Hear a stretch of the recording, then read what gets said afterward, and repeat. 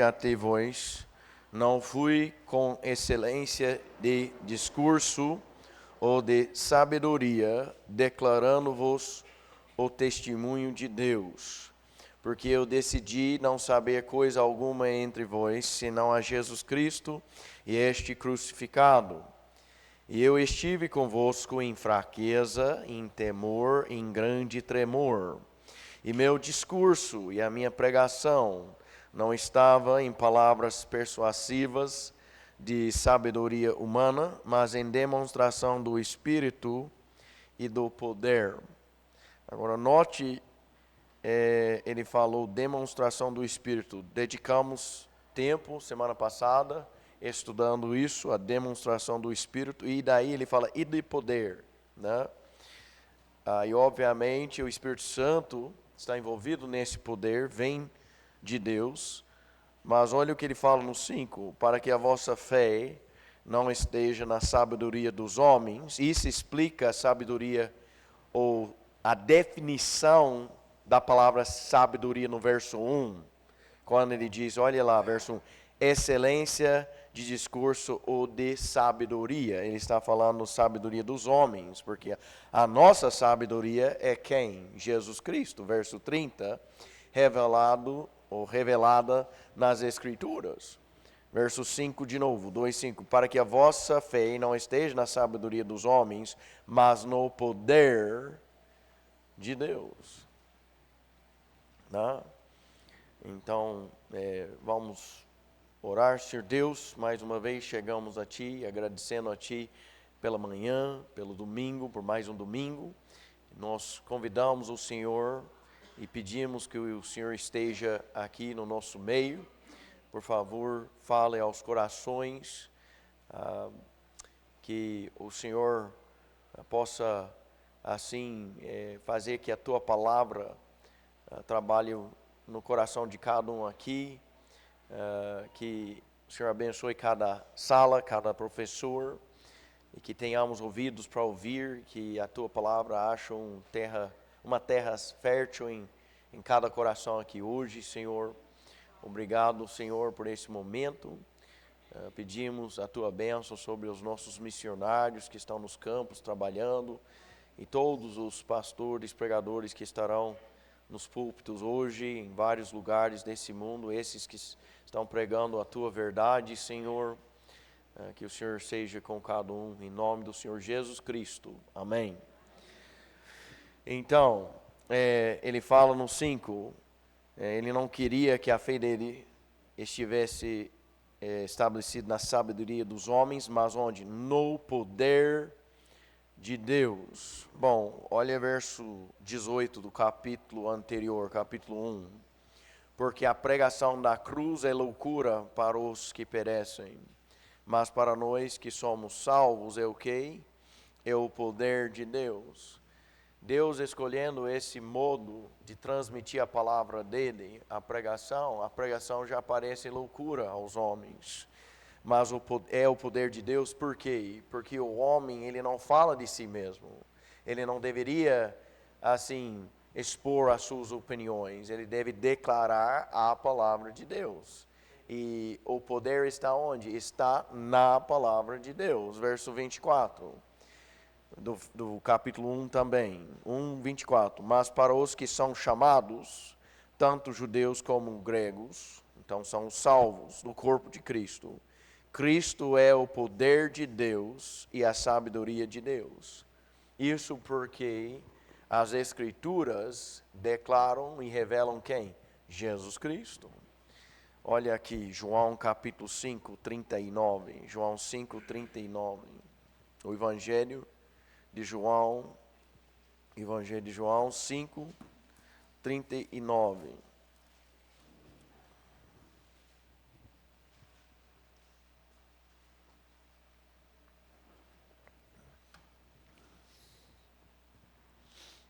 Aqui Jesus falando aos judeus, João 5:39, examinais as Escrituras, porque nelas pensais que tendes a vida eterna. Lembrando que nessa época as Escrituras era o quê? O Velho Testamento, a lei. Por isso ele disse, porque nelas pensais que tendes a vida eterna. Por quê? Eles estavam buscando cumprir a lei, cumprir as escrituras. Porém, o que eles não entenderam é que eles não estavam enxergando, que eles não estavam conseguindo cumprir a lei totalmente. Que faltou justiça, que a justiça deles não era suficiente. Por isso ele diz, e são elas, referindo, quando ele disse isso, elas, as escrituras, quais? A lei.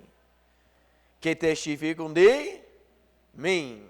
Na lei, a lei testificou o quê? Que o homem precisava de um sacrifício. Por que precisava de sacrifício? Porque não conseguia fazer a lei. Então, segundo a lei, pelo fato de ele não conseguir cumprir a lei, ele precisava fazer o quê? Um sacrifício. Porém, esses sacrifícios eram o quê? Contínuos. E Jesus Cristo fala aqui, elas, as Escrituras, o Velho Testamento, testificam de mim. Ele estava se identificando como quem?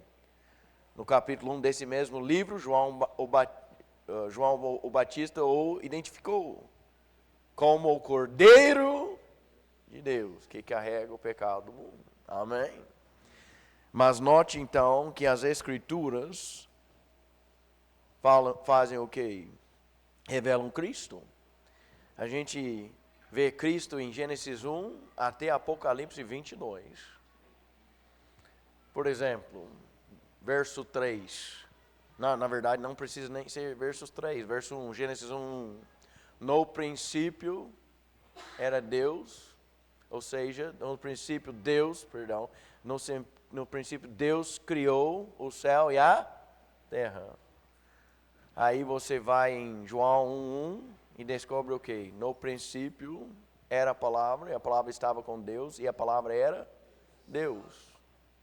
Jesus Cristo você encontra onde? Em Gênesis 1:1.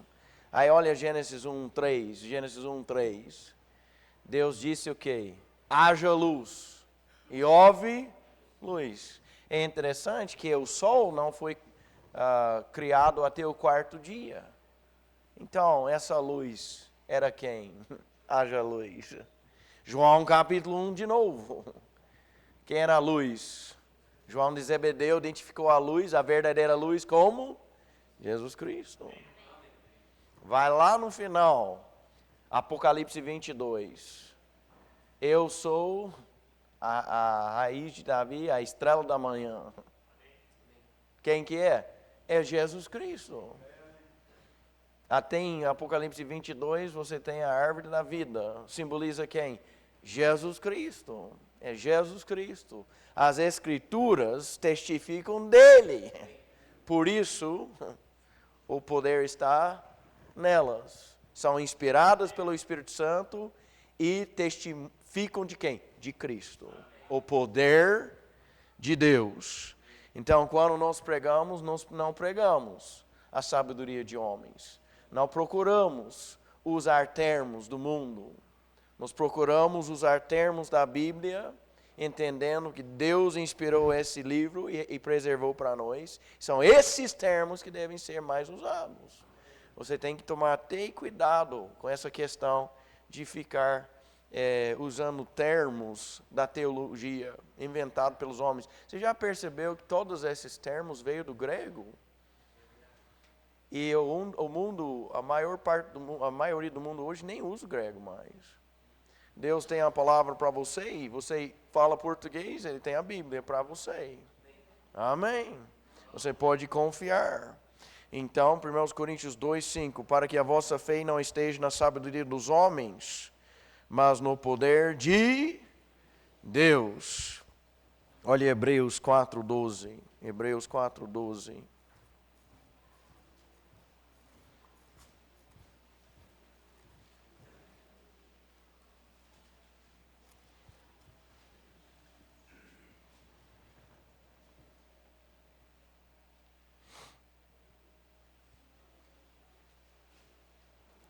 Hebreus 4:12.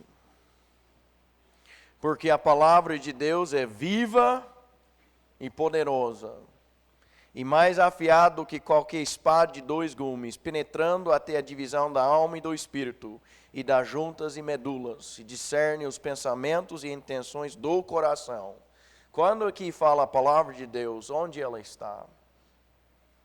Você tem ela? Ou ela é somente um conjunto de manuscritos antigos?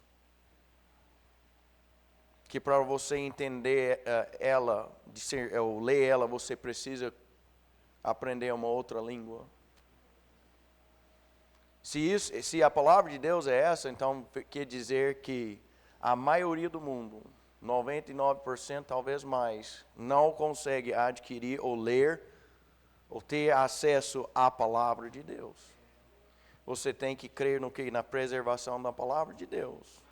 Porque a palavra de Deus é viva e poderosa, e mais afiada do que qualquer espada de dois gumes. Deus deu a palavra dele para o homem e inspirou a palavra. Se ele não preservou essa palavra, ela ficou perdida, e você não tem acesso a essa espada. Amém? Tem que pensar nisso. Então, porque a palavra de Deus é viva e poderosa e mais afiada do que qualquer espada de dois gumes, penetrando até a divisão da alma e do espírito e das juntas e medulas, e discerne os pensamentos e intenções do coração. Onde está essa palavra? Eu tenho ela. Você tem ela também. E eu confio na palavra que Deus me deu. E se a gente não tem a palavra de Deus inspirada, então o que a gente está fazendo aqui? Por que ler a Bíblia? Por que decorar a Bíblia? Por que discutir a Bíblia? Se ninguém tem acesso mais a ela? Então, o poder de Deus. A gente está falando sobre o quê? Poder. Poder a gente entende também como autoridade. Onde está a autoridade absoluta? Máxima. É eu? Eu sou pastor. Eu tenho um pequeno instituto. Eu sou um professor bíblico. Eu sou autoridade. É minha opinião que vale? Como é que você interpreta esse versículo, pastor? Se eu interpreto o versículo, se eu estou interpretando o versículo, algo está errado. Se eu não entender um versículo, sabe o que eu tenho que falar? Eu não entendo. Ou se eu, por um conjunto de versículos, posso te dar a melhor interpretação que eu entendi até hoje, eu posso falar, ajudando esses versículos aqui, eu entendo assim. Mas é por causa desses versículos que eu entendo assim. Eu estou seguindo o quê? Estou seguindo aquilo que a palavra de Deus diz. Está entendendo? Agora, quando eu posso falar, olha, por essa sequência de versículos, eu tenho certeza que o significado é esse, aí é outra coisa. Amém? Tem assuntos que sim, a palavra de Deus para nós são muito esclarecidos, considerando esse verso com esse texto, esse com esse e esse com esse. Agora, são outros que Deus poderia revelar mais para frente. E um dia, todos nós que somos salvos, vai entender tudo, que vamos ter um corpo perfeito, somente com a mente de Cristo. O problema hoje é a mente nossa, a gente está com duas mentes.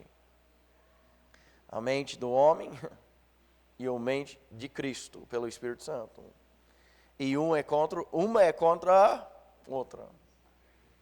E a gente tem que negar a nossa vontade para aceitar a palavra de Deus. Esse é o conflito, Gálatas 5. Por isso, em Gálatas 5, no verso 19, quando a Bíblia cita a lista lá, versos 19 e 20, cita a lista lá das obras da carne. Não sei se você já reparou, mas lá dentro da lista tem heresias. Amém? A pessoa pode ser salva e acreditar Em relação à salvação, não. Ela tem que aceitar, obviamente, ela tem que acertar que salvação é somente pela fé, amém? Mas ela pode, em outros, né, depois disso, depois da salvação, ela pode estar acreditando numa heresia, uma coisa errada. Eu vou te dar uma. Tem batistas, há batistas, um grupo de batistas, que acreditam que o corpo de Cristo é a igreja batista. Qual delas? Entendeu? Isso é heresia, gente. Há gente que acredita que o batismo das águas é o batismo do Espírito Santo. Não é. Isso é heresia. O batismo das águas é o quê? O batismo das águas. O batismo do Espírito é o quê? O batismo do Espírito. Há igrejas e pessoas salvas que acreditam que a evidência do Espírito Santo é você falar em línguas. Isso é uma heresia. Amém? A evidência que você tem o Espírito Santo, se você é salvo, é aqui. Você tem ela escrita. Você creu em Cristo? Amém? Quem crê em Cristo recebe o quê? O Espírito Santo, segundo as Escrituras, tá? O poder de Deus, o que eu estou dizendo, irmãos? O poder de Deus está onde? A autoridade absoluta está onde? Na palavra de Deus. Ok? Então, Paulo fala aqui em 1 Coríntios 2,5, para que a vossa fé não esteja na sabedoria dos homens, mas no poder de Deus. Hebreus 4:12.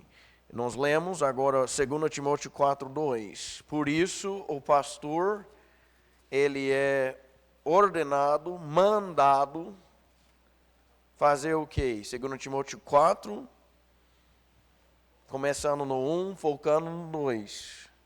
Destacando o verso 2, mas começando a leitura no verso 1. 2 Timóteo 4:1. Conjuro-te, pois, diante de Deus e do Senhor Jesus Cristo, que há de julgar os vivos e os mortos na sua aparição e no seu reino, que pregues a palavra, enches a tempo e fora de tempo, reprove, repreendas, exortes com toda longanimidade e doutrina. O pastor deve pregar o quê? Pregar o quê? Qual? Palavra de Deus. Eu não posso pregar, ou seja, eu poderia, pela carne, né? Mas não é certo que eu pregue a minha opinião, ou que eu pregue a doutrina de uma igreja. Qual é a doutrina da sua igreja? Estou nem aí. Eu sei o que a pessoa quer dizer com essa pergunta, né? Ela quer dizer qual é a confissão da nossa fé, né? Mas tomara que a doutrina da nossa igreja seja a doutrina da Bíblia. Porque se não fosse, a gente está errado. A gente se perdeu. Tá? Pregues a palavra, enches a tempo e fora de tempo. Se um pastor fizer isso, graças a Deus, almas serão salvas, pessoas serão estabelecidas na palavra, enraizadas e vão crescer. Porém, ele não vai ser popular no mundo. Ele não vai se tornar uma celebridade. Porque a palavra de Deus, ela parece o que para a mente carnal? Loucura. Amém? É somente aquele que se submete à palavra de Deus que vai entender como o que? O poder de Deus.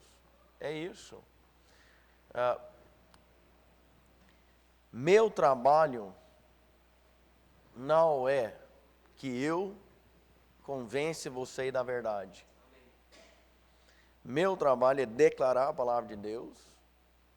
E isso buscar estar em harmonia com o Espírito Santo, falando a verdade em amor, mas declarando a verdade de Deus, a palavra de Deus, e o Espírito Santo convence.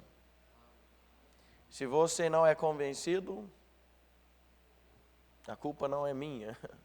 Se eu orei, se eu busquei transmitir do modo correto.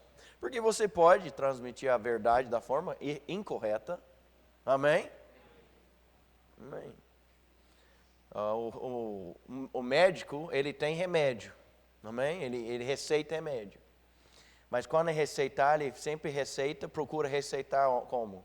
Na dose na medida correta. Porque se você tomar tudo de vez, não vai dar certo. Então, o pastor ele tem que acertar a dose. Amém.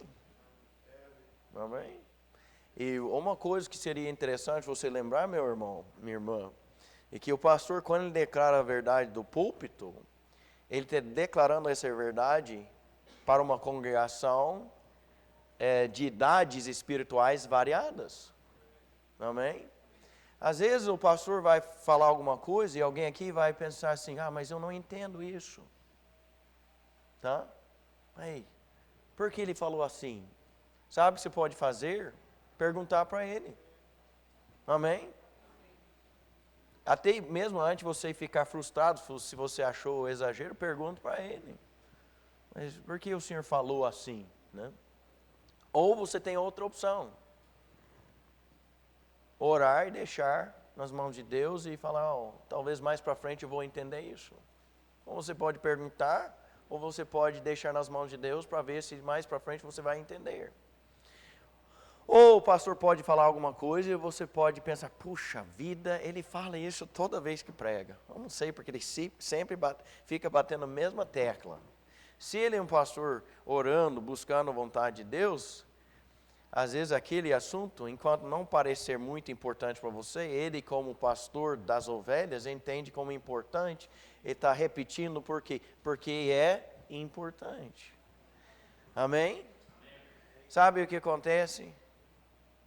Nosso filhinho, caçulinha, ele chora. Sabe o que minha esposa faz? Ela chega lá e ela amamenta o filhinho. E eu não fico bravo. Ela faz isso várias vezes por dia. Vai repetindo isso. Leite, leite, leite, leite. Sabe o que eu não falei, nunca falei para ela, para com isso, mulher, dá uma picanha para esse menino. Amém? Mas sabe que eu também não vou reclamar se amanhã à noite ela fizer picanha, que não tem em casa, então ela não vai fazer. Mas se tivesse, amém? Ou se ela me surpreende com picanha na segunda, contra filé na terça, amém? Alcatra na quarta, eu não vou reclamar. Ou seja, até depois de um tempo, talvez se fosse só isso, depois de um tempo, até eu vou falar, você tem um leite aí? Um leite com bolo de chocolate, um leite gelado. Amém, irmãos? Ou seja, a refeição ela tem que ser completa. E a igreja sempre tem idades diferentes. Às vezes o pastor está falando, é leite. Talvez você vai, mas eu já comi tanto leite, né? Já tomei tanto leite. Daqui a pouco vem uma carne. A pessoa morde, mas isso é muito sólida para mim.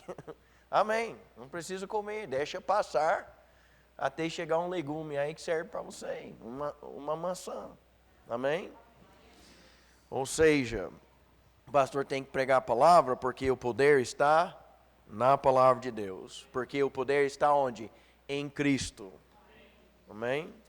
E a palavra de Deus declara Cristo. Ok? 1 Coríntios 2:6. Todavia, falamos sabedoria entre os que são perfeitos. Porém, não há sabedoria deste mundo. Ele repete isso.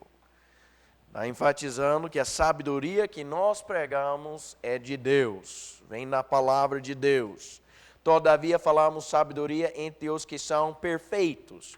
Porém, não há sabedoria deste mundo, nem dos príncipes deste mundo, que são reduzidos a nada.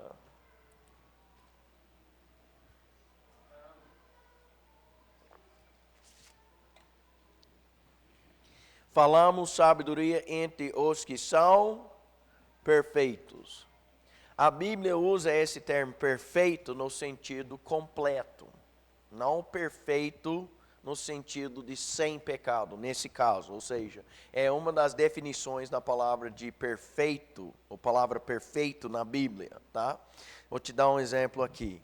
Olha, Filipenses 3:12.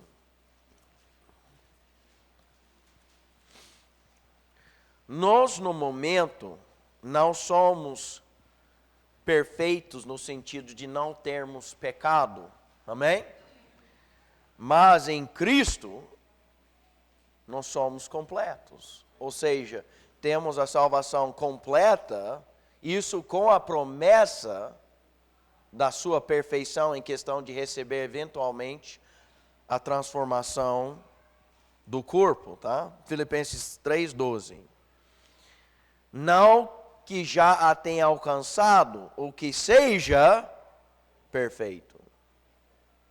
Perfeito no quê? Ele está falando sobre o seu crescimento espiritual, nisso em cumprir a vontade de Deus para a vida dele. Não que já tenha alcançado o alvo principal da vida dele, que Deus tinha para a vida dele, ou que seja perfeito, mas prossigo para alcançar aquilo para o que foi também alcançado por Cristo Jesus. Nós temos salvação em Cristo Jesus. Nisso nossa salvação é completa. Porém, Deus, diariamente, Ele vai operando essa salvação em mim. Porque eu tenho o Espírito Santo dentro de mim. E Ele tem uma vontade perfeita que Ele quer que eu faça, que eu cumpra, no caso, aqui nessa vida. A salvação está aqui dentro. Em Cristo eu sou completo. Falta só o cumprimento da promessa da transformação desse corpo. Mas enquanto eu estou nesse corpo, essa salvação completa que eu tenho, Deus vai operando em mim para que eu alcance o quê? A vontade perfeita. Então, nisso eu não sou perfeito, mas eu sou perfeito. Eu sou perfeito, ou seja, completo nele. Mas em questão de cumprir completamente a vontade de Deus para a minha vida, não sou completo. Olha aqui, a mesma passagem, verso 15.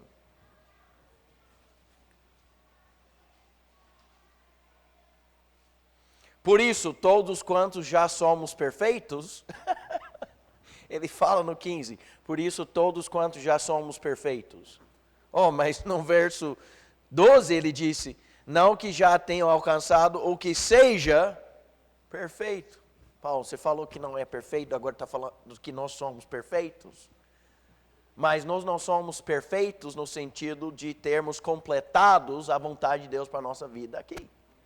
Mas em Cristo já somos completos, ou seja, perfeitos. Porque temos a salvação, temos o penhor do Espírito. A única coisa que falta em questão da nossa salvação é o quê? Transformação do corpo. E temos a promessa que isso vai acontecer porque Deus fará isso. A obra que Ele começou em mim, Filipenses 1:6, Ele vai completar. 1 Tessalonicenses 5, 23 e 24. Amém? Então, completo, ou perfeito, as palavras são usadas na Bíblia como sinônimos, muitas vezes. Tá? Olha Jó 1:1. Um outro exemplo, esse do Velho Testamento.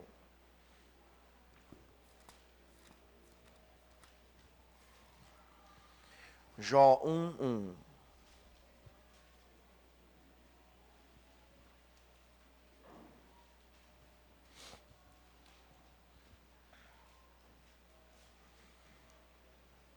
Houve um homem na terra de Uz, cujo nome era Jó. E aquele homem era perfeito e íntegro, e alguém que temia a Deus e afastava-se do mal.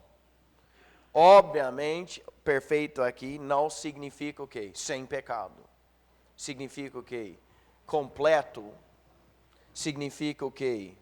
Completo em questão de sua disciplina em buscar agradar a Deus. Esse homem teve uma disciplina tão completa que ele fazia o quê? Olha o verso 5.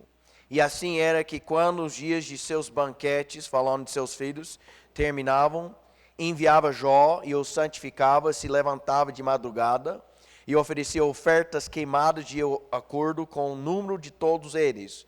Porque Jó dizia, pode ser que meus filhos tenham pecado e amaldiçoado a Deus em seus corações. Assim fazia Jó continuamente.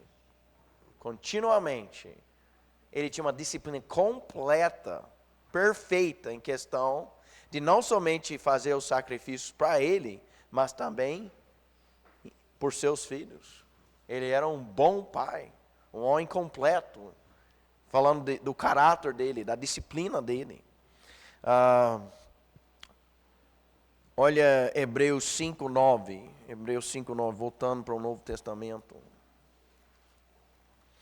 Hebreus 5:9.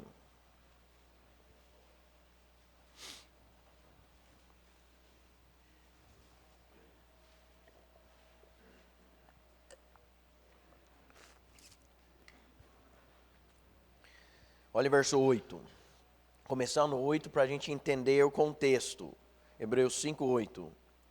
Embora ele fosse um filho, aprendeu a obediência por meio das coisas que sofreu. Falando de quem? Filho, F maiúscula, falando de Jesus. Embora ele fosse um filho, aprendeu a obediência por meio das coisas que sofreu. E tendo sido o quê? Aperfeiçoado, ele tornou-se autor da eterna salvação para todos os que lhe obedecem. Tendo sido aperfeiçoado, mas Cristo nunca tinha pecado. Aperfeiçoado aqui não é no sentido que tinha pecado, ele precisava ser purificado, assim aperfeiçoado. Não. Aperfeiçoado é no que sentido? A segunda pessoa da divindade é quem? Da deidade é quem? É Cristo. Amém? Agora, a segunda pessoa da Trindade, sabe o que ele fez? Ele se fez homem.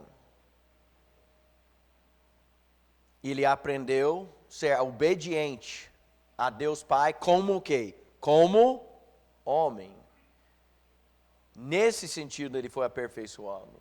Ou seja, ele recebeu a experiência humana. E por essa experiência humana, ele foi, ou seja, durante essa experiência humana, ele foi totalmente, completamente obediente ao Pai. Nesse sentido, Jesus como homem foi aperfeiçoado. Entendendo como é a experiência no ser humano. Mesmo com as tentações, ele sendo aflito e fraco, ele não desobedeceu ao Pai. Muito pelo contrário, em tudo ele cumpriu a vontade de Deus. Amém? Amém? Ok, vamos voltar para 1 Coríntios 2, verso 7. Mas nós falamos a sabedoria de Deus em um mistério. Tá? Ok, no verso 5 ele falou, mas no poder de Deus. Vai estudar o poder de Deus. O poder de Deus é o quê? A palavra de Deus. Tá? Aí no 6, falamos sabedoria entre os que são perfeitos. Então esse é o crente o quê? Em Cristo Jesus. Mas não é somente em Cristo Jesus. O crente também tem que buscar crescer espiritualmente, para que seja maduro, completo. Por isso, 7, mas nós falamos a sabedoria de Deus em um mistério. Ok? Falamos a sabedoria de Deus. Falamos o quê? Palavras. Em um mistério. Mesmo a sabedoria escondida, a qual Deus ordenou antes do mundo para nossa glória, a qual nenhum dos príncipes deste mundo conheceu, mas se a tivesse conhecido, eles não teriam crucificado ao Senhor da glória.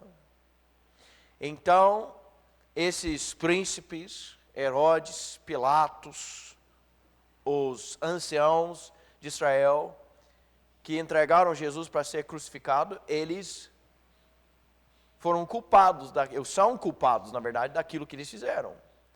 Mas aquilo que eles fizeram na ignorância de não entender o que eles estavam fazendo. Jesus Cristo falou até, pediu ao Pai para os perdoar, porque eles não sabiam o que estavam fazendo. Ok? Mas nós hoje Falamos a sabedoria de Deus em um mistério, mesmo a sabedoria o quê? Escondida. Salmo 19, por favor. Esse não está, eu acho que eu não coloquei no slide, tá? Salmo 19.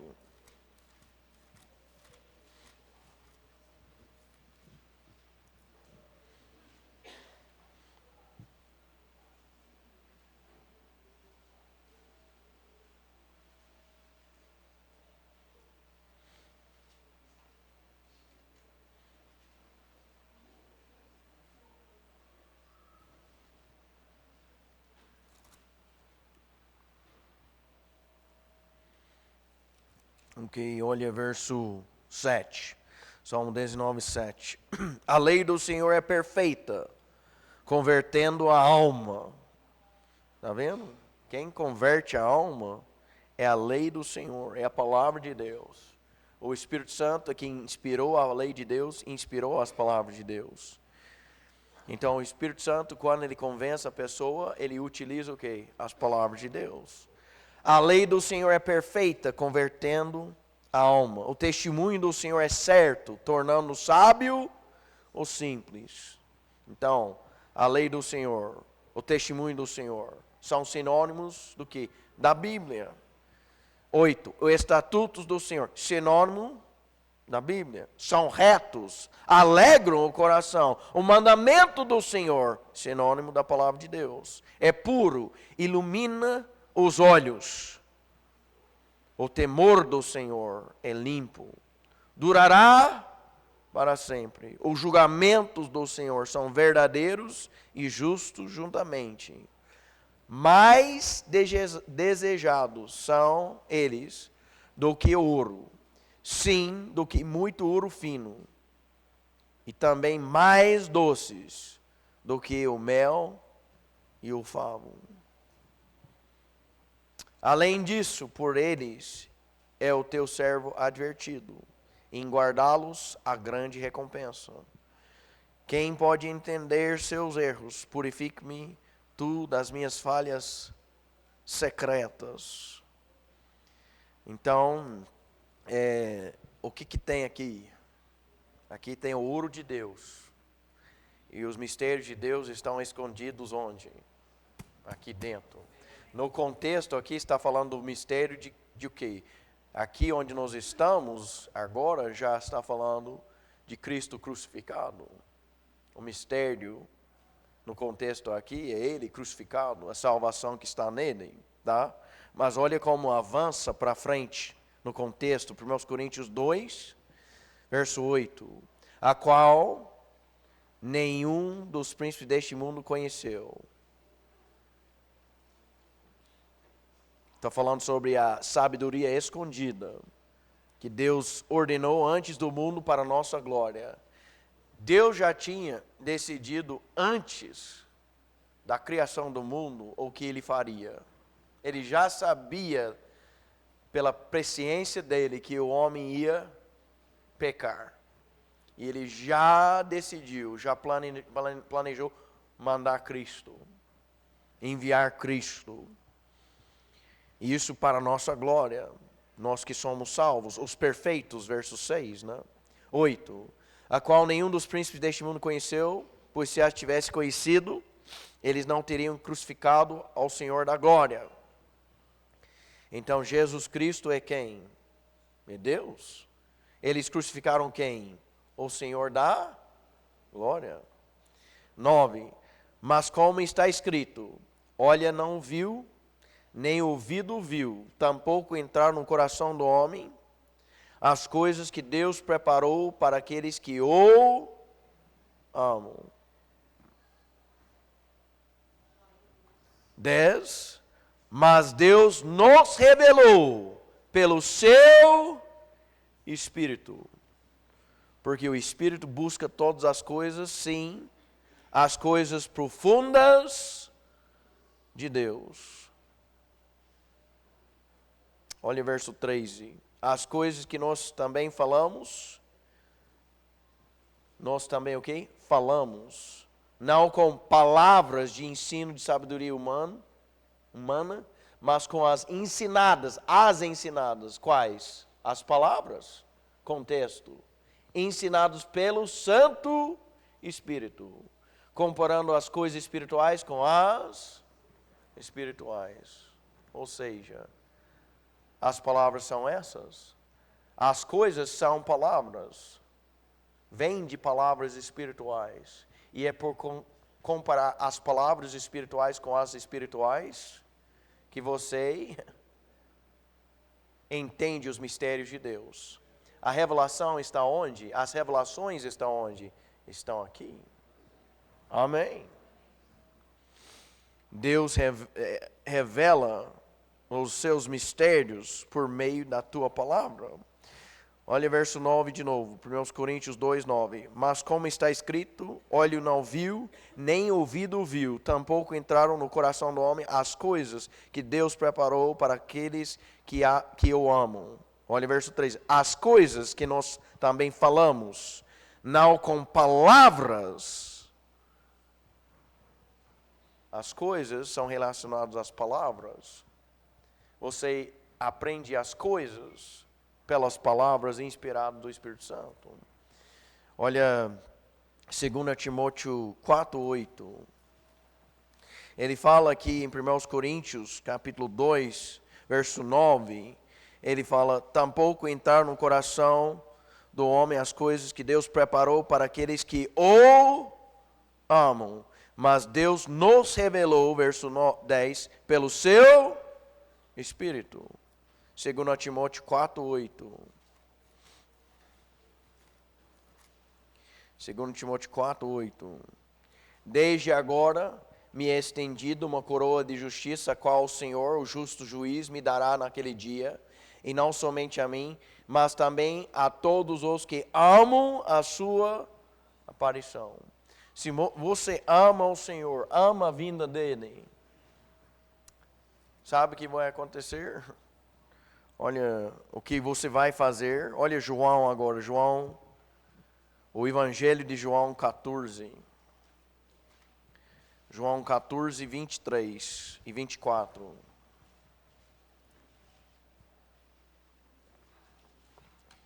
João 14, 23 e 24.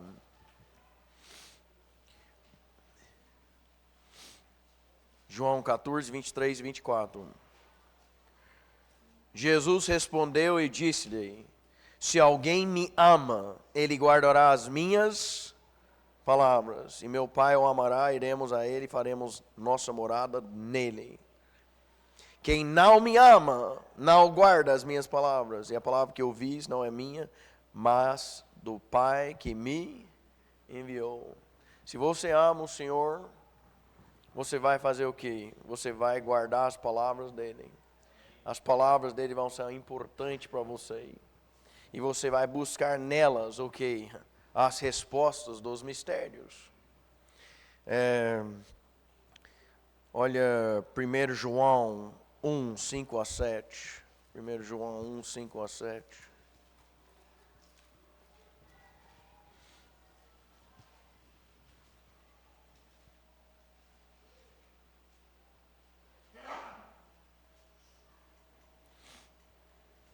Primeiro João 1, 5.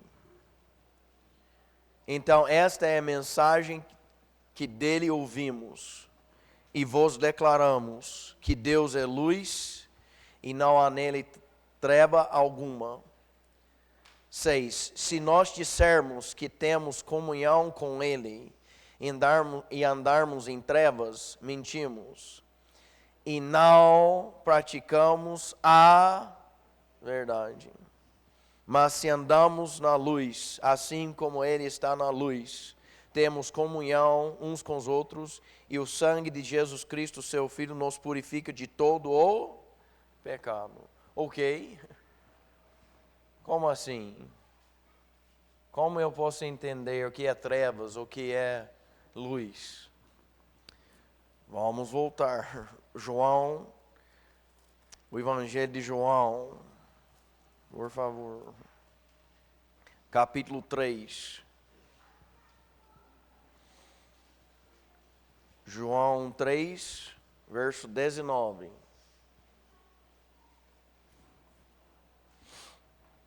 João 3,19. E a condenação é esta, que a luz veio ao mundo, Jesus, e os homens amaram mais as trevas do que a luz, porque os seus atos eram maus. O que trevas é o quê? Trevas é andar segundo o espírito desse mundo, fazendo o quê? O que é mau, o que é contra a palavra de Deus. Isso é andar em trevas. Andar em trevas não é somente beber bebida alcoólica, ficar bêbado, fumar, fornicar. Andar em trevas é o quê? Andar contra a vontade de Deus. Um pastor pode estar no púlpito andando em trevas, pregando e declarando aquilo que não está de acordo com a verdade da palavra de Deus. Ou pregando revelações do próprio coração dele. Tá? Agora, olha a luz, mais uma vez, Salmo 119.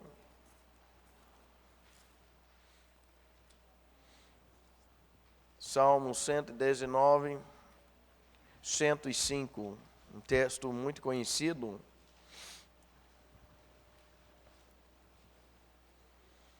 Cento e 105.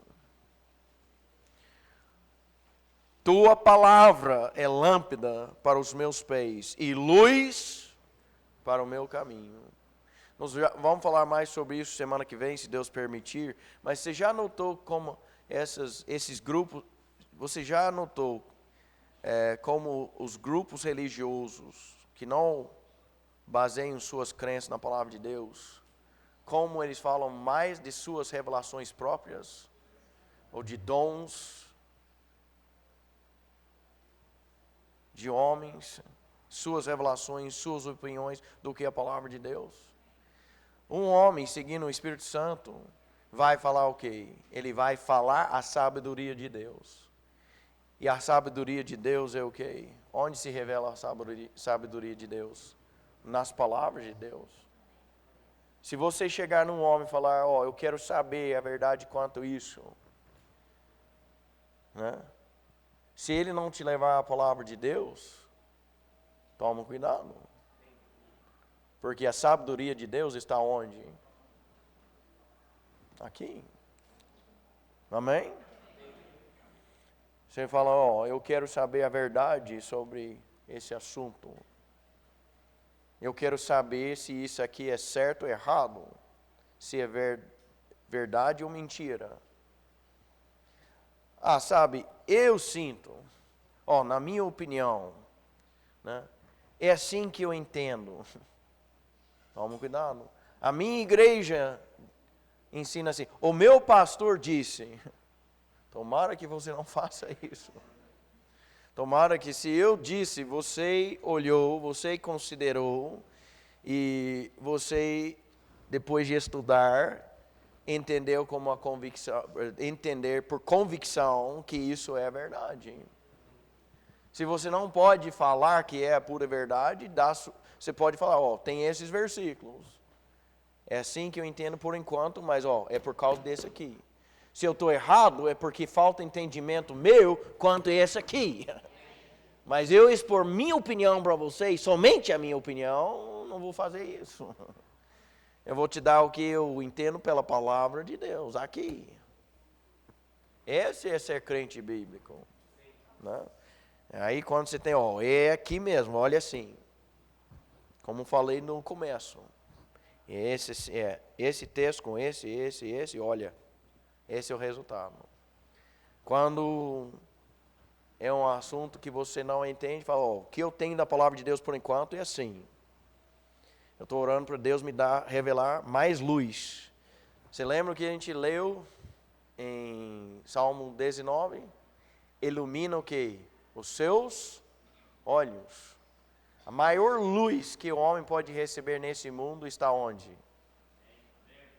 A maior luz está nas palavras de Deus. Você lendo essas palavras aqui, eles entram pelos portais da sua alma. Amém? E afetam seu espírito, sua alma, seu físico. A Bíblia não fala lá, Hebreus 12, divide o quê? Divide o quê? Espírito e alma.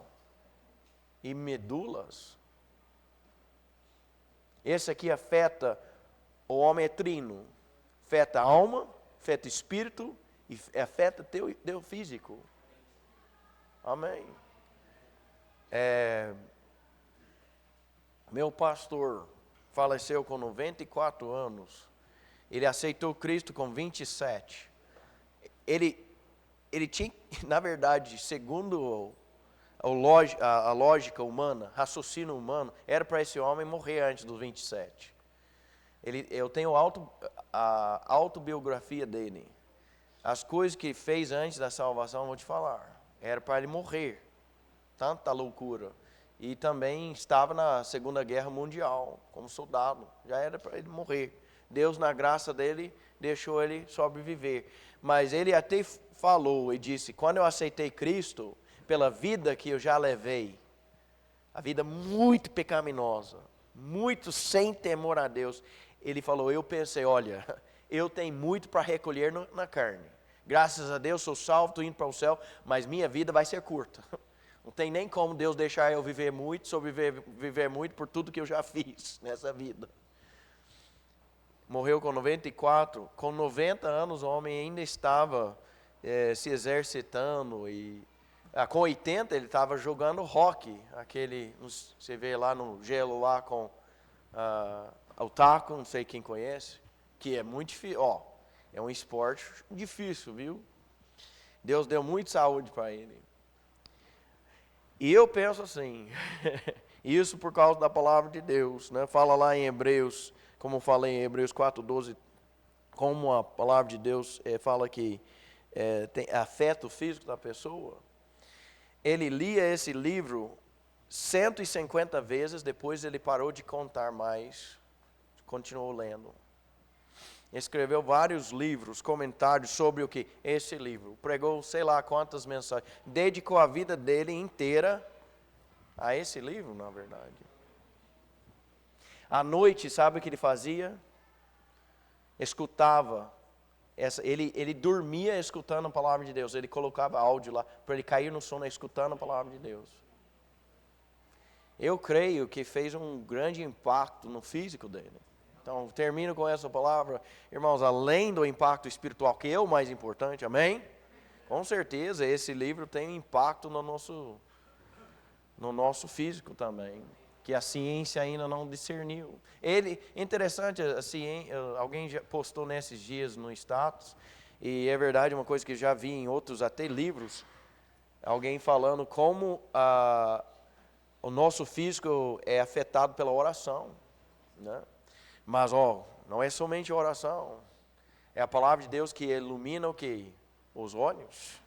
E com certeza tem efeito no nosso físico, amém? É o poder de Deus, irmãos. E as revelações de Deus são reveladas, os mistérios de Deus, são revelados onde? Aqui. Dedique tempo aqui, irmão. Dedique tempo. Vamos orar. Senhor Deus, muito obrigado por tua graça em nossas vidas. Obrigado.